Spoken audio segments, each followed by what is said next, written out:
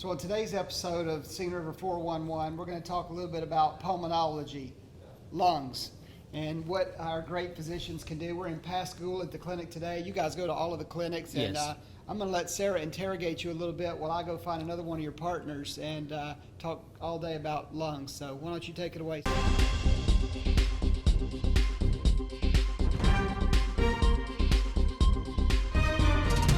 Well, so right now we have Dr.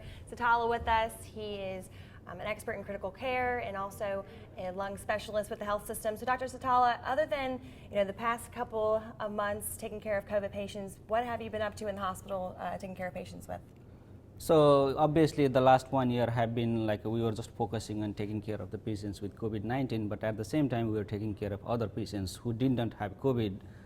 Especially as a lung doctor and critical care doctor, we have been taking care of the patients who are critically ill due to any reasons or any illness who needed to ICU level of care, as well as any patients who had breathing problems, any type of pulmonary problems. We have been taking care of them. Right, so from both in the hospital as well as in an outpatient setting. Right, like the clinic we're in today. So everything from asthma to lung cancer, the pulmonologist got you covered? Yes, so anything related to lung, whether it's asthma, COPD, bronchitis, lung cancer, nodules, pulmonary hypertension, interstitial lung disease, sarcoidosis, anything you can name of. Basically what we do is we try to make patients feel better and breathe better. Right, and you guys are not just hands-on with patients, but you guys do procedures as well. Yes, we do. So we basically do all the procedures related to lung disease. That includes bronchoscopy, which is putting in a pipe into the lung and taking a look and doing biopsies as needed. We also do advanced bronchoscopies, meaning using different sophisticated tools to get the diagnosis of the lung disease. Just to include, we use navigation system, like it's like a GPS system, as well as we use robotics.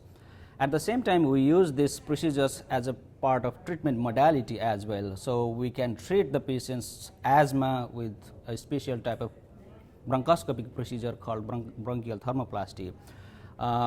We also can treat the patients like if they have any foreign body or any obstruction, then we can remove that from the lung. So there are many things we could do, and we have been doing. So you brought up interstitial lung disease. I know many people don't know what that means. Can you kind of explain what that is and how prominent it is in our area? Yes, so basically just to understand, interstitial lung disease means it's scarring in the lung or some type of like an ongoing inflammation or scarring within the lung, and it could be due to anything, especially in this area because of the industrial and the exposure, occupational or non-occupational exposure.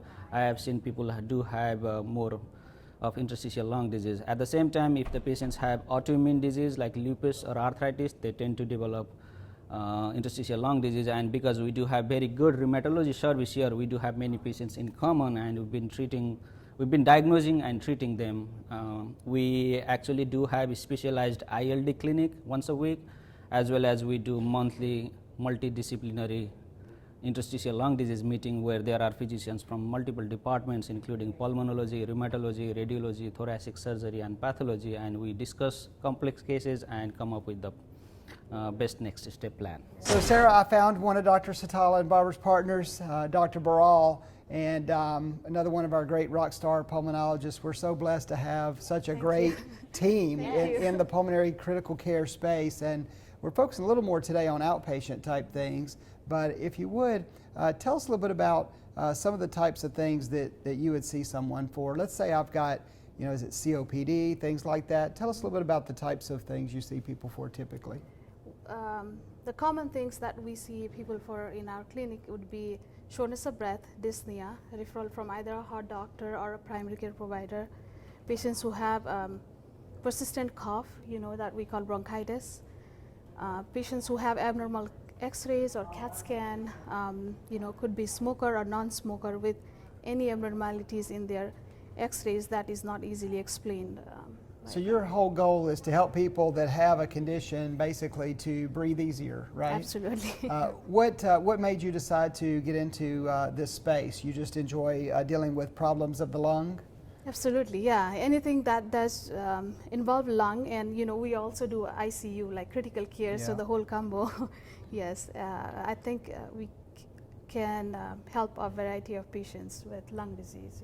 We have this thing called tumor board, which we had a meeting today morning. Yesterday is Yeah. Wednesday, so I went this morning, and that is one of my favorite things to see at 6:30 a.m. off your regular time, to see no less than a dozen physicians Yeah. spending their off time dealing with the most difficult cases there are, to make sure that a multidisciplinary Absolutely. situation.